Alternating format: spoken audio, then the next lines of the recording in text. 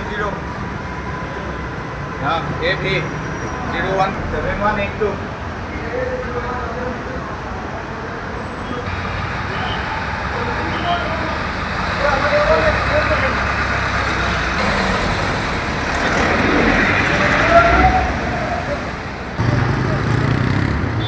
ইতিমধ্যে ৰঙামাটিৰ যিখন টোলগেট খোল খালে আৰু এই ৰঙামাটিৰ টোলগেট খোল খোৱাৰ পিছতে কিন্তু বিভিন্ন দল সংগঠনে ইয়াক লৈ প্ৰতিবাদ সাব্যস্ত কৰিলে। টোলকৰ সংগ্ৰহ কৰা বিষয়ক লৈ বিভিন্ন দল সংগঠনে প্ৰতিবাদ কৰিছিল। যিহেতু স্থানীয় যিসমূহ বাহনসমূহৰ ক্ষেত্ৰত কিছু শিথিলতা থাকিব লাগে, তেওঁলোকৰ যি টোলকৰসমূহ ৰেহাই দিব লাগে, ইয়াক লৈ প্ৰতিবাদ হ'ল। কিন্তু প্ৰতিবাদক আওকাণ কৰা হ'ল, প্ৰতিবাদক নেওচা দি টোলকৰ সংগ্ৰহ কৰিছে। ইয়াক লৈ কিন্তু বৰ্তমানেও আছে প্ৰতিক্ৰিয়া অব্যাহত।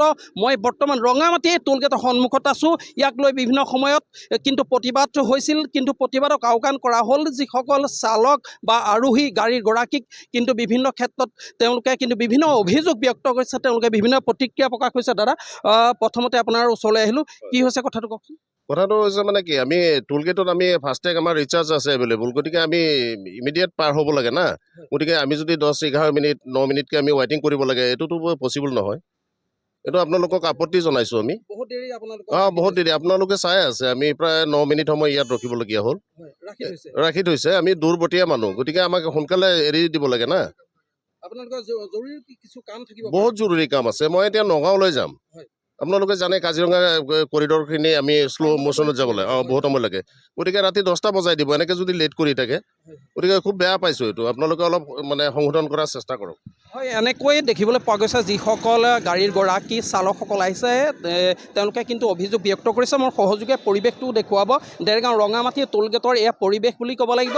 দল সংগঠনে প্ৰতিবাদ কৰিছিল, প্ৰতিবাদক আওকাণ কৰিলে আৰু তাৰ পিছত কিন্তু টোলকৰ সংগ্ৰহ কৰি আছে। আৰু টোলকৰ সংগ্ৰহ কৰা সময়ছোৱাতে কিন্তু গাড়ী গৰাকী বা চালকসকলে বিভিন্ন অভিযোগ ব্যক্ত কৰিছে। তেওঁলোকে যিটো সময়ত তেওঁলোকে বাহনসমূহ পাৰ কৰি আনিব লাগে, তাতোধিক সময় তেওঁলোকক ৰাখি থোৱা হ'ল। ইয়াক লৈ তেওঁলোকে প্ৰতিক্ৰিয়া ব্যক্ত কৰিছে। তাৰ পিছতে যিসকল স্থানীয় গাড়ীৰ গৰাকী চালক, তেওঁলোকে বিভিন্ন সময়ত তেওঁলোকে কিন্তু ইয়াতো আপত্তি দৰ্শাইছে। তেওঁলোকৰ যিসমূহ কৰ তেওঁলোকৰ ওপৰত জাপি দিয়া হৈছে, তাৰ কৰৰ কিছু শিথিলতা কৰিব লাগে, কৰৰ পৰিমাণ কমাব লাগে।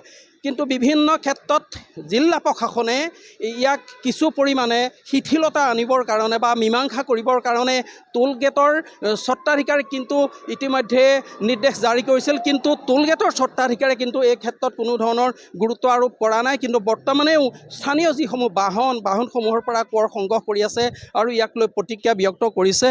এয়া আমি দেখুৱাই আছোঁ ND24 দৰ্শকসকলক দেৰগাঁও ৰঙামাটি টোলগেটৰ এক পৰিৱেশ। বৰ্তমানেও টোলকৰ সংগ্ৰহ কৰি আছে। বিভিন্ন প্ৰতিবাদ হ'ল, প্ৰতিবাদক আওকাণ কৰা হ'ল আৰু ইয়াক লৈ কিন্তু টোলগেট কৰ্তৃপক্ষই কোনো ধৰণৰ তেওঁলোকে কোনো ধৰণৰ ইয়াৰ ফলাফল দিব পৰা নাই বা তেওঁলোকে টোলকৰ সংগ্ৰহৰ ক্ষেত্ৰত যি ধৰণে শিথিলতা ৰাখিব লাগিছিল বা টোলকৰ সংগ্ৰহৰ ক্ষেত্ৰত যিখিনি তেওঁলোকে দায়বদ্ধতা ৰাখিব লাগিছিল, ইয়াক দায়বদ্ধতা নৰখাৰ অভিযোগ ব্যক্ত কৰিছে। সংগঠনে আপত্তি দৰ্শাইছিল, প্ৰতিবাদ কৰিছিল, কিন্তু প্ৰতিবাদক নেওচা দিয়া হ'ল। মোৰ সহযোগে পৰিৱেশটো দেখুৱাই আছে। এয়া এনেকৈ দেখিবলৈ পোৱা গৈছে দেৰগাঁও ৰঙামাটি টোলগেটৰ এয়া পৰিৱেশ। আৰু যিহেতু টোলকৰ সংগ্ৰহ কৰিছে, স্থানীয় লোকসকলে প্ৰতিবাদ কৰিছিল, গাড়ীৰ গৰাকীসকল চালকসকলে প্ৰতিবাদ কৰিছিল, কিন্তু প্ৰতিবাদক তেওঁলোকে আওকাণ কৰিলে। তাৰ পিছতো টোলকৰ সংগ্ৰহ কৰিছে। এখন মেজিকে মাহেকত 2000 টকা দিব লাগিব। 2000ৰ পৰা 4000 টকালৈকে এখন বাহনে দিব লাগিব। যিহেতু যিসমূহ ডাম্পাৰ বা যিসমূহ ট্ৰাক আছে, স্থানীয় ট্ৰাক ডাম্পাৰসমূহে দিব লাগিব। ইয়াক লৈ কিন্তু প্ৰতিক্ৰিয়া অব্যাহত আছে। স্থানীয় লোকসকলে প্ৰতিবাদ কৰিছিল। তাৰ পিছত কিন্তু কোনো ধৰণৰ ফলাফল দেখিবলৈ পোৱা নাই। তাৰ পিছতো কিন্তু টোলকৰ সংগ্ৰহ কৰি আছে। টোলগেটৰ সন্মুখত তেনেকৈ প্ৰতিবাদ সাব্যস্ত কৰি আছিল, কিন্তু টোলগেটৰ কৰ্তৃপক্ষই কোনো ধৰণৰ গুৰুত্ব নিদিয়া অভিযোগ ব্যক্ত কৰিছে। আমি পোনপটীয়াভাৱে ৰঙামাটি টোলগেটৰ এই পৰিৱেশটো দেখুৱাই আছোঁ। আৰু যিহেতু এটা কথা ক'ব লাগিব, স্থানীয় যিসমূহ বাহন বাণিজ্যিকেই হওক বা ব্যক্তিগত বাহনেই হওক, এই ক্ষেত্ৰত কিছু পৰিমাণে শিথিলতা তেওঁলোকে সংগঠন বা স্থানীয় লোকসকলে দাবী উত্থাপন কৰিছিল। কিন্তু এই শিথিলতাৰ ক্ষেত্ৰত জিলা প্ৰশাসনে এক নিৰ্দেশ জাৰি কৰিছিল, কিন্তু এই নিৰ্দেশক কিন্তু আওকাণ কৰা পৰিলক্ষিত হ'ল। তাৰ পিছতো কিন্তু স্থানীয় যিসমূহ বাহনসমূহৰ পৰা যিহেতু টোলকৰ সংগ্ৰহ কৰা হ'ল, যিহেতু টোল-কৰ সংগ্ৰহ কৰিছে নহয় জানো? আমি ধৰক কমাৰগাঁও বাদ্ৰীপুৰৰ ল'ৰা, কমাৰগাঁৱৰ ল'ৰা। কি হৈছে দাদা, কি হৈছে কওকচোন? প্ৰব্লেমটো এইটো হৈছে, এই গেটখনৰ পৰা বহুত প্ৰব্লেম আছে। কালি দেৰগাঁও আমি লোকেল ল'ৰা, আমি সদায় ডেইলি 75, কালি 75 টকা কাটিছে, ঘূৰি যাওঁতে 40 টকা কাটিছে, কোনো কাৰণ নাই। মই নগাঁৱৰ ৰহা গেটখনত যাওঁ, আমিতো পইচা দি যাওঁ। নগাঁৱৰ যিখিনি লোকেল গাড়ী ৰহা হৈ যায়, তেওঁলোকৰতো পইচা নাকাটে, আমাৰ এইখন গেটত কিয় কাটিছে? এই প্ৰশ্নটো মই কালিৰ পৰা কৈছোঁ। তাৰমানে মোৰ কমাৰগাঁও হয়, একেবাৰে দূৰ নহয়, নিয়েৰেষ্ট হয়, নিয়েৰেষ্ট হয়। গতিকে এইটো কোনো কাৰণত পইচা ল'ব নালাগে। লোকেল মানুহখিনিক 30 কিলোমিটাৰ 22 কিলোমিটাৰলৈকে দিছে বুলি কোৱা শুনিছিলোঁ, কিন্তু এইটো কি কাৰণে হৈছে? মই যাওঁতেও 75 টকা বহিছোঁ, কালিও আহিছোঁ, আমি ডেইলি আহোঁ। যদি মই লোকেল মানুহতে 6-7 বাৰ আহিবলগীয়া হয়, 600 টকা যদি দিনটোত তেনেকৈ দিবলগীয়া হয়, কেনেকৈ হ'ব?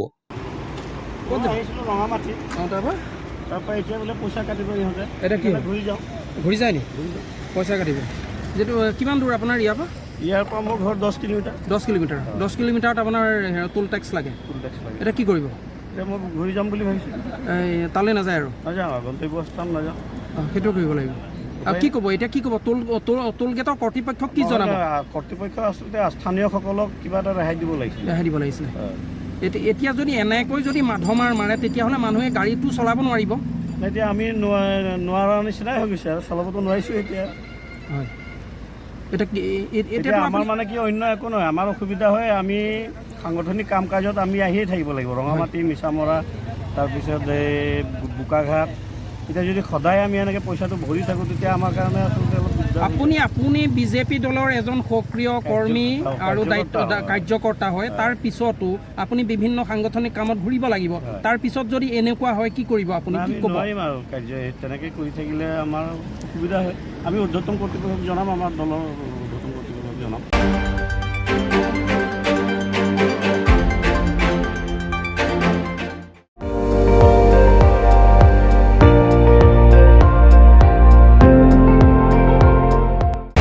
আপুনি চাই আছে ND24, সৰ্বশ্ৰেষ্ঠ নহয়, সৰ্বোত্তমৰ দৌৰ।